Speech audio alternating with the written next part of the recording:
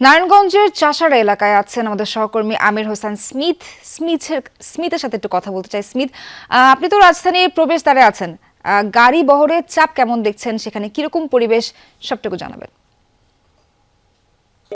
তারেক রহমানের আগমন উপলক্ষে বিএনপির নেতাকর্মীদের মধ্যে অনেকটা উচ্ছ্বাস আনন্দ বইছে। অর্থাৎ বিএনপির নেতাকর্মীরা বিভিন্ন পার্টি কার্যালয়গুলোতে, ব্যক্তিগত কার্যালয়গুলোতে বসে আগামীকাল কিভাবে লোকজন জমায়েত করে তারা তাদের যে গন্তব্য অর্থাৎ ৩০০ ফিট নিয়ে যাবে, তারা বেশ বিষয়ে কিন্তু কাজ করছেন।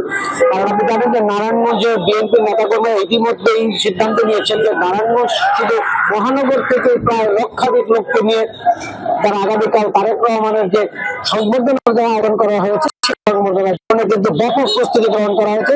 সকাল ৬টায় অর্থাৎ বিএনপির নেতাকর্মীরা নারায়ণগঞ্জ থেকে রওনা হবেন ৩০০ ফিটে তারেক জিয়ার যে সংবর্ধনা অনুষ্ঠান সেখানে যাওয়ার জন্য।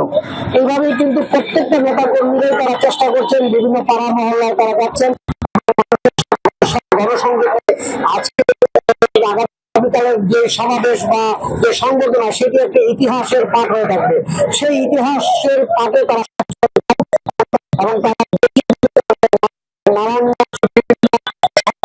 বিএনপির ভারপ্রাপ্ত চেয়ারম্যান তারেক রহমানের আগমন উপলক্ষে তারা সেরকম একটি গণজমায়েত তারা প্রদর্শন করতে চান।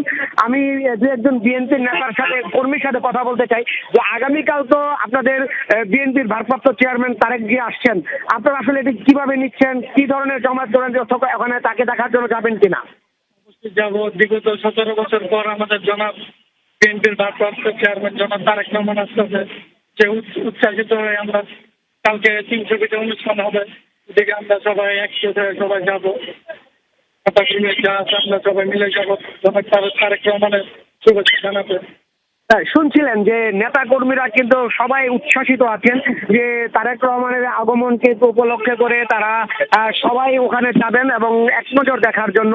শুধু পুরুষ কর্মীরাই যে যাবেন তা কিন্তু নয়, নারায়ণগঞ্জ মহিলা দল, স্বেচ্ছাসেবক দল, যুব দল, কৃষক দল, বিএনপি মূল দল সহ বিভিন্ন স্তরের নেতা কর্মীরা কিন্তু ঐক্যবদ্ধ হয়ে তারা মাঠে নেমেছেন যাতে সর্বোচ্চ জমায়েত এই ৩০০ ফিটে তারা করতে পারেন। কারণ জানেন যে দীর্ঘ ১৭ বছর পর বিভিন্ন জুলুম নির্যাতনের কারণে তারেক জিয়া বাংলাদেশে আসতে পারেননি।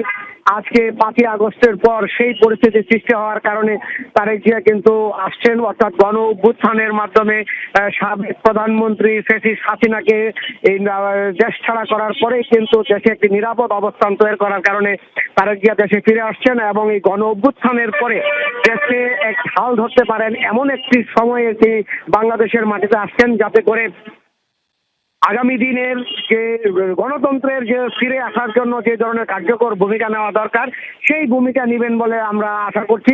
আমি আরো একটি বিষয় জানিয়ে রাখি, যে জেলাগুলো আছে সেই জেলাগুলোতে থেকে কিন্তু